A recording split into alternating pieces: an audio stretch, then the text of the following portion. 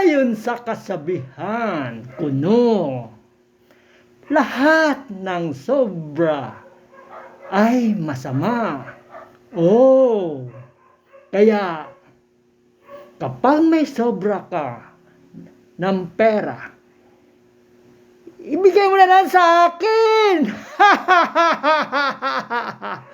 Makakasama sa iyo yan.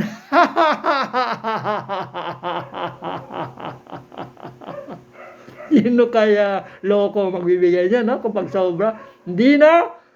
Pag sumobra na nga, lampas na, puno na sa isang sakong bigat, ilang milyon-milyon yan.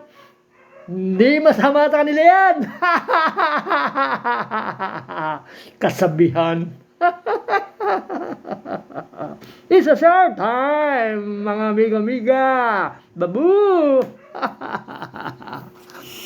Moy kadaot.